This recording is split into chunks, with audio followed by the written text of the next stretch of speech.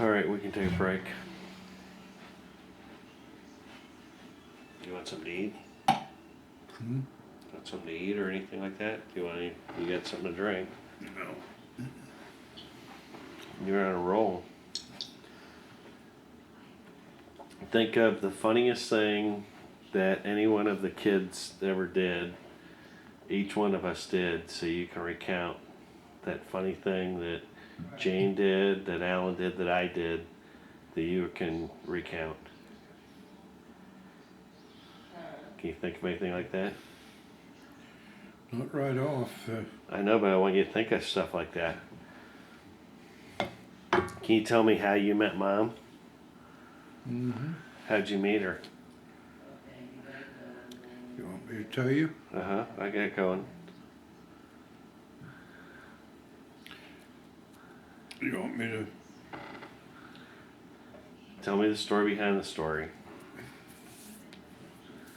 Well, I can do that. So it's the story behind the story.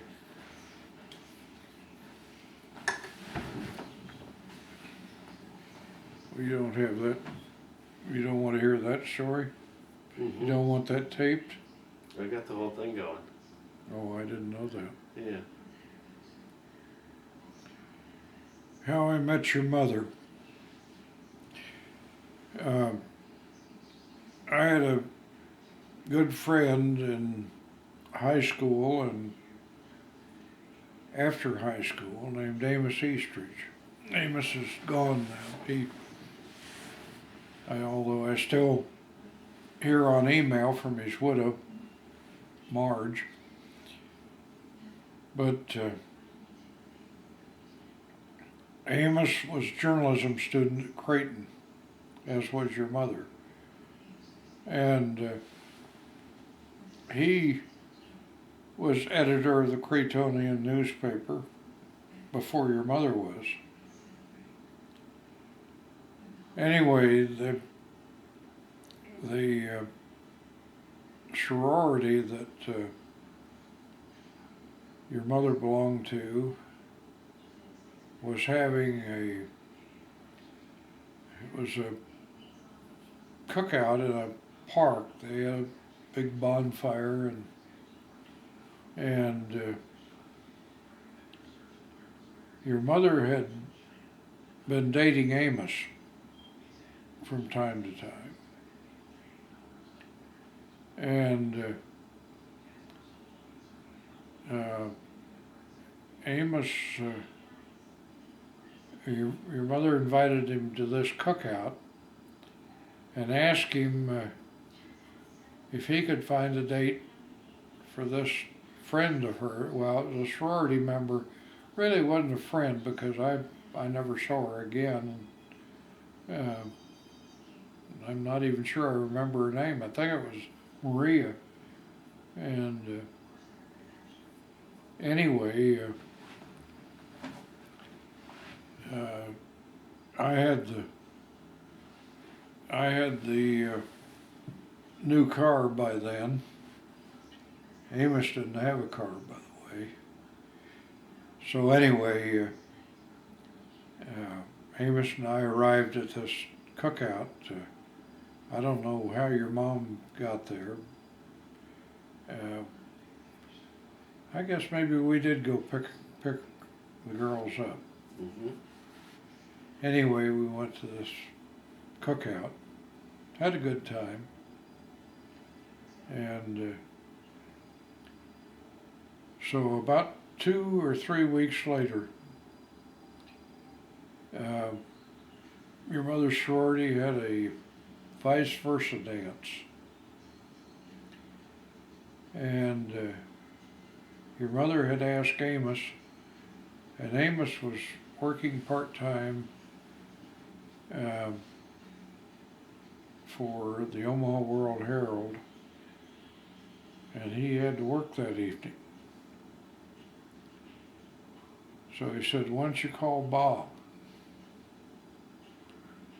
And so she did, and I accepted her invitation and went to this dance with her. And that was how we got started dating. This was in, it was the spring before I went in the Army.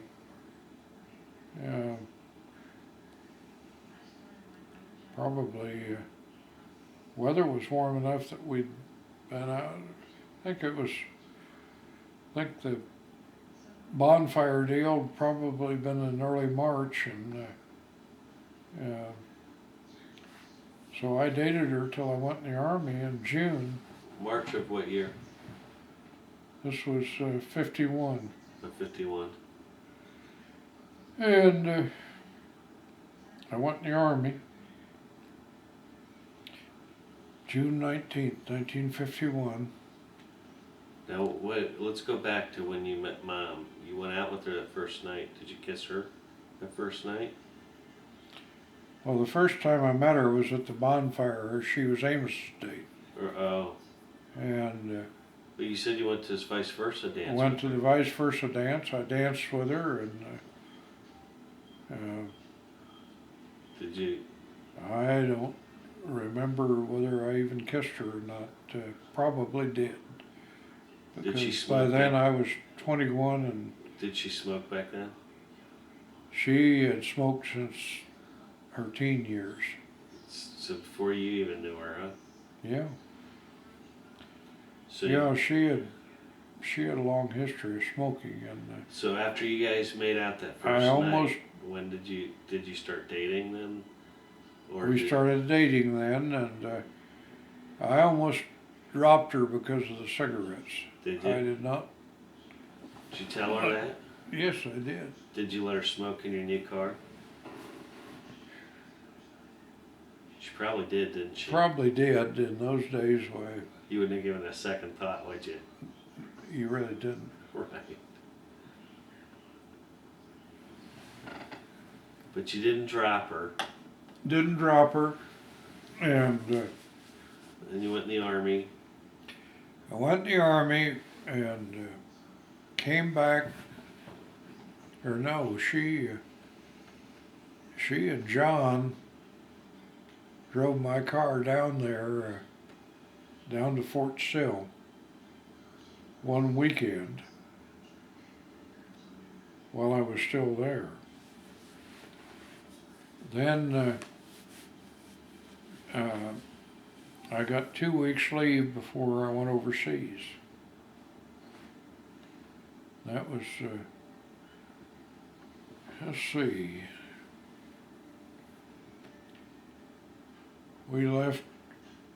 we flew on Thanksgiving Day of 51, flew out of Travis Air Force Base.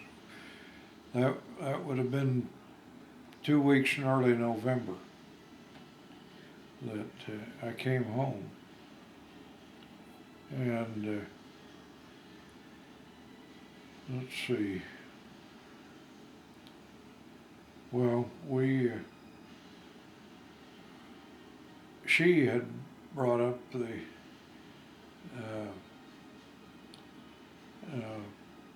thought of going steady. That was kind of the deal back then, and we saw each other that whole 2 weeks. She was still in school, so but she made time for dates. I was still living at home with Mother, and She let you come back to her dorm room? well, she lived with Mrs. Freeman. They didn't have dorms for women at Creighton in those days. So she couldn't have people over. Hmm? She probably couldn't have people over, huh? No. So anyway, I left for overseas. Got to Camp Stoneman. It's about the middle of November because we were there for about a week before we flew over. And because I remember getting some time off. Buddy of mine, guy that trained with me, and I hitchhiked up to Woodland from Camp Stoneman, and Oh, wow. went up and saw Grandma. Dad was up in Reading, and I think he came down that weekend to see me, and saw my Aunt Marg and Uncle Lauren. And then they called us all together and announced we're going to fly, all 200 of you who trained in field artillery survey, to Japan, because you're needed in Korea right away, because casualty rate among field artillery surveyors is so high. We've got to replace them. So how did that make you feel? Well, there were 200 sad sacks, and so as I said, I trained at Fort Sill. After being inducted at Fort Omaha, we were put on a train to Chicago and went to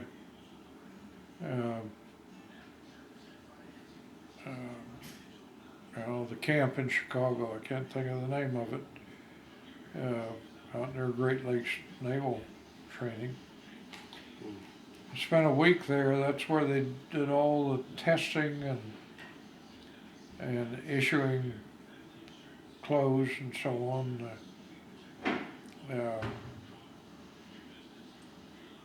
That's where I was smart enough, since I could type, that I took the typing test and passed it.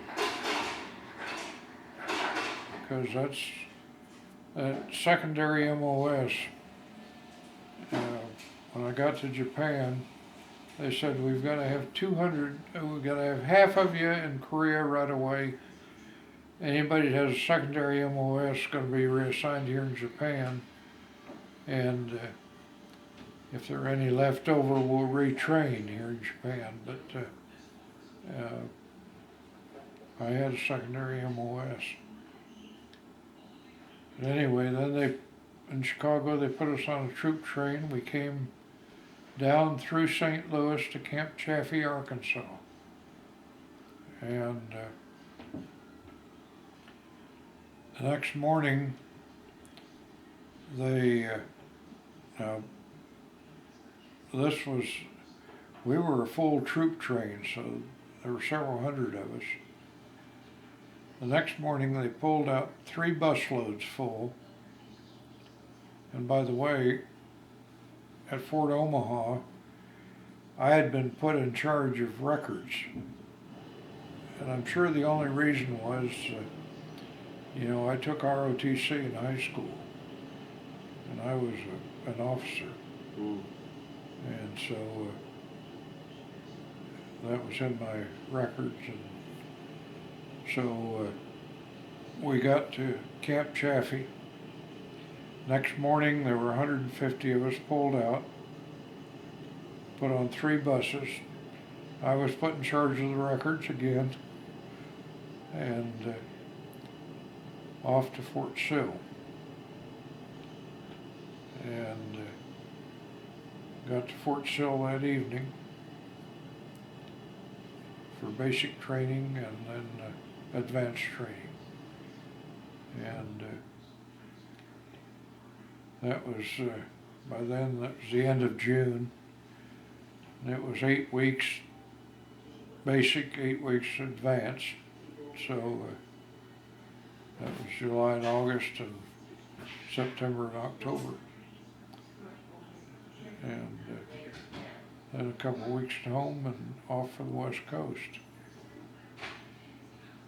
Got to Japan, and they said, you're going to Camp McGill. And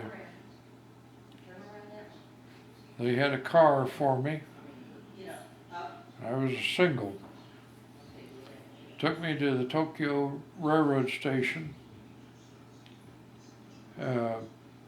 told me how to buy a ticket to Yokosuka, and said, you'll be met in Yokosuka to go to Camp McGill. So I sat there in the Tokyo Railroad Station wondering how on earth I got where I am. So I had to wait about 2 hours for the train. Got on the train, and Japan has a good system of railroads. I mean, that's the principal means of transport over there. Got to Yokosuka, and they had a 6-by waiting. There turned out to be quite a few guys that were on the train that were coming back from various places, and anybody that wanted to ride could get in that 6-by and go. So we take off for 7 miles to Takayama, which is where Camp McGill's located. And we hadn't gone a mile and go through a tunnel, and there's a horse-drawn honey wagon, we called them, coming through from the opposite direction, and the smell just about knocked us all out. It was I never will forget that. Well, honey wagon was, the Japanese would save their human waste in they looked like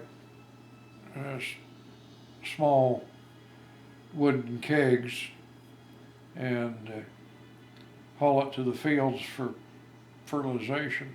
Mm.